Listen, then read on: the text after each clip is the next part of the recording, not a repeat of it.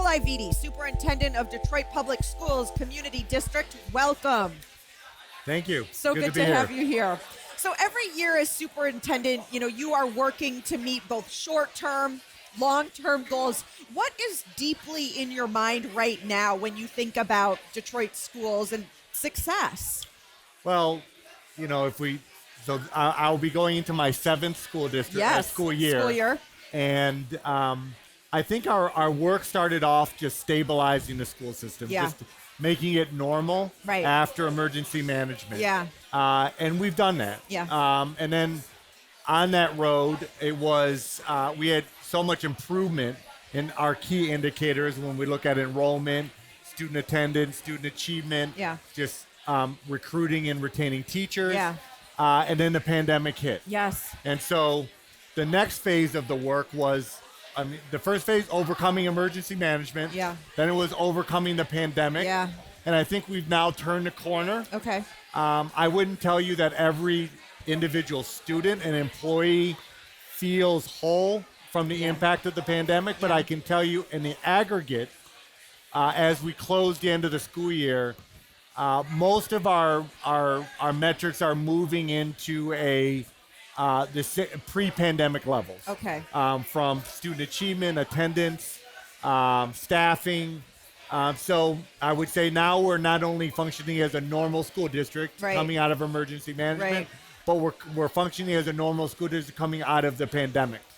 So that's where we are as a school district right now. And I think a lot about that for you. As you said, you took over in May 2017. So you actually spent more time being superintendent in COVID than you did pre-COVID. What has that been like for these long-term challenges and for meeting success? Well, if the numbers don't equate to that, it feels like the pandemic was definitely longer. If my math isn't right, it at least feels that way. It just feels that way. But like 1 year as an urban school district is 7 years is like dog years. And COVID multiply that by 2. But everything was a challenge in the pandemic, from staffing to online learning to student attendance. So the work we had to shift to try to meet the needs of our families, our students, and our staff. And we've done that. So, what gets me up every day is the opportunity to give our students what they deserve, which is an outstanding public school quality education. And I didn't feel like we were able to do that because of the challenges of the pandemic. And now we're starting to turn a corner. We had to balance our budget next year without COVID funding. The reality of losing 2,000 students. But, I think the positive is that DPS in the past really had difficulties doing these kind of things.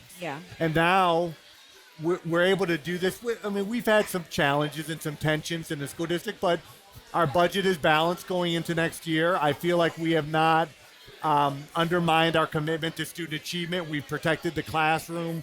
We're not laying off teachers. We're not cutting art and music programs. We're refining some things, refining some personnel positions, but we're moving into next year, I think, with the intentionality to continue to raise student achievement and build on the kind of academic success we had before the pandemic. What do students need the most right now in Detroit, in the district? One thing they need is stability and consistency. And I think as superintendent and as a school board, I think we've done that. And when you have consistency in superintendent and school board leadership, you have consistency with central office staff, you have consistency with your principals, and that trickles down to your teachers. I was going to say. And, we've been nearly fully staffed now for the last 2 to 3 years. And that means consistency for children in the classroom. And so that's when I talk about our district being normal. That's what that means, is that you can go to school every year and anticipate to see the same teacher, the same principal. There will always be changes here and there, but for the most part, it's consistency that I think our students need, especially after the pandemic. We can talk about more mental health support, having nurses in schools, and all that's important, but it's the relationship between the students and the personnel that they work with every day.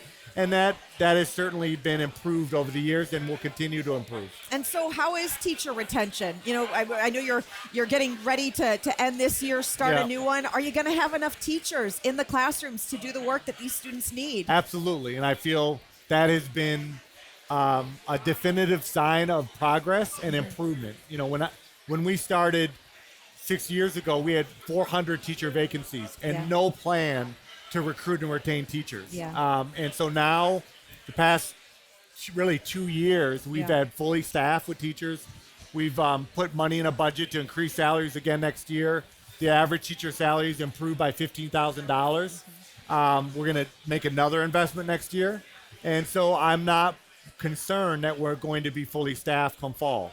There might be a couple of schools that have 1 or 2 vacancies, but knowing that we hire 3,000 teachers in 100 schools, that's definitive progress, and I think that's competitive with any suburban school district in Michigan. Where are those teachers coming from? We're talking so much about workforce development and training. I mean, where are you finding the teachers right now? Well, we're really developing our own. We're not relying as heavily on universities. Of course, we pick some up, but we have paraprofessionals, we have academic interventionists that are in our school district. And the proud point is that 80% of them are from DPS. They graduated from DPS. They've been working with our kids. So they have college degrees, but they don't have that certification. So we have an On the Rise program. We call it On the Rise Academy. And we work with employees who are already working with our students to gain their certification. And then we put them in a classroom. So we're building a bench of probably about 100 to 200 teachers every year and anticipating the retirements that are natural part of attrition. Right.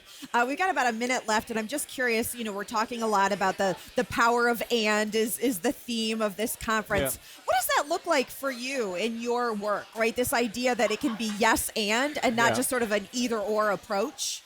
Yeah, well, I think, working in DPSCD, we have 8 unions.